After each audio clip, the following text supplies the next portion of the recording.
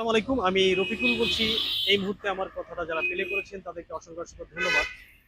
স্ক্রিনে দেখতে পাচ্ছেন এখানে একটা ডাস্টবিন আছে, ময়লা ফেলানো, ঠিক আছে। এই ডাস্টবিনে ডাস্টবিনে ময়লা না ফেলাইয়া এইখানে দাঁড়ায় দাঁড়ায় বাদাম খাবে, বাদাম খাইয়া নিচে ফেলাবে, কিন্তু ডাস্টবিনে ফেলাবে না।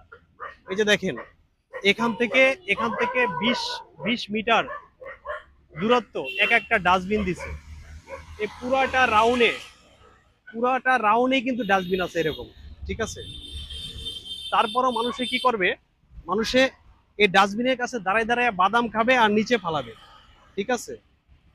এনভায়রনমেন্টটা পুরা পুরা পরিবেশটাই নষ্ট করে ফেলে মানুষ। মানুষের মন মানসিকতা আগে ঠিক করতে হবে, ঠিক আছে। আপনি একটা চিপস খেলেন, আপনি বাদাম খেলেন, ঠিক আছে, এই ডাস্টবিনে ফালাইতে হবে। ডাস্টবিনে ফালাইলে আমাদের হাতির ঝিল পরিষ্কার পরিচ্ছন্ন থাকবে, ঠিক আছে। মানুষে ঘুরতে আসলে এখানে সুস্থি ফিল করবে, ঠিক আছে। আমরা কি করি, আমরা এখানে দাঁড়ায়া বাদাম খাই, বাদাম খাইয়া নিচে ফালাই, ডাস্টবিনে ফালাই না।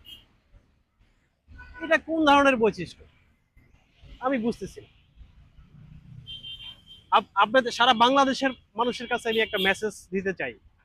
হাতির ঝিলে যারা ঘুরতে আসবেন তারা এখানে বসে যাই কিছু খাবেন ডাস্টবিনে ফালাবেন, আপনারা রাস্তায় ফালাবেন না, পরিবেশ নষ্ট করবেন না, আপনাদের কাছে রিকোয়েস্ট।